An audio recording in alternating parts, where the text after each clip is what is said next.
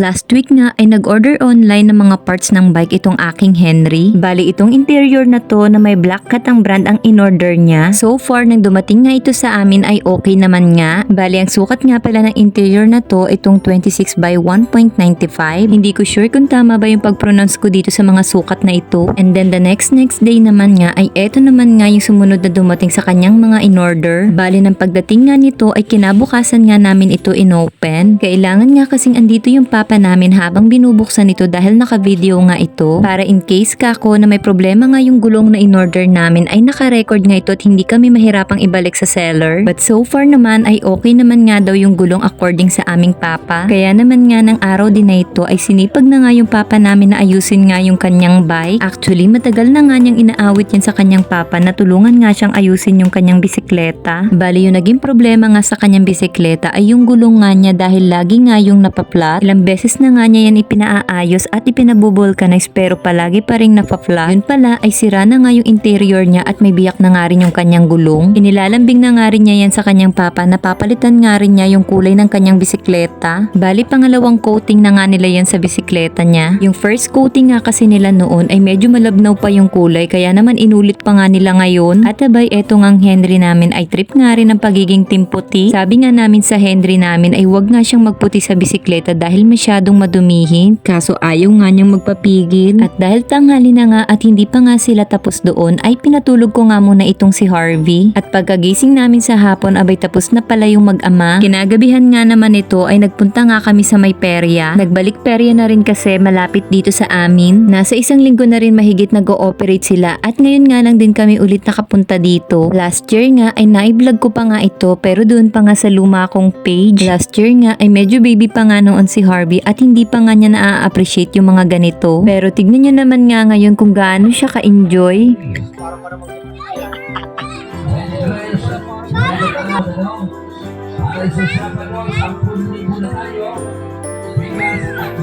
Bay batang-bata na nga talaga at kayang-kaya na nga niya makipagsabayan pa sa ibang bata. Tuwang-tuwa nga ang bata sa pagpapatalbog nga niya dyan. Abay samantala nga noon ay takot na takot nga siyang pumasok sa mga ganyan. Kaya naman nga tuwang-tuwa kami ng aming papa dahil nakikita nga namin sa kanyang nag-i-enjoy nga siya ng sobra. Bale eto pala yung isang view ng perya at maaga pa kami nagpunta dito kaya naman wala pa nga masyadong tao. Inagahan talaga namin ang pagpunta dito dahil kako maya-maya lang ay dadami na nga din yung tao dito at ayaw nga naming makipagsiksikan. Pagkatapos naman nga ni Harvey doon ay dito naman nga kami nagpunta sa maraming bola at mabuti na nga lang talaga at hindi pa masyadong marami yung tao at kaunti pa nga lang yung mga bata. Better talaga yung hindi masyadong crowded para naman mas na-enjoy ng mga bata yung kanilang paglalaro. Mas safe din para hindi nagkakaumpugan yung mga batang naglalaro. Bali yung entrance fee nga pala sa mga pinaglaruan ni Harvey ay 50 pesos. Habang naglalaro nga siya dyan sa loob, kami naman ni Papa ay nakabantay nga lang sa labas. While si Henry naman namin ay nagsariling rides din siya at hinanap nga niya yung mga kaibigan niya. Hinayaan na lang namin si Henry dahil malaki naman na siya at alam kong mas mai-enjoy niya yun kasama yung mga kaibigan niya. At yun lang muna mga mare. Thank you for spending time sa panonood ng aking mini vlog. And don't forget to follow for more. Bye!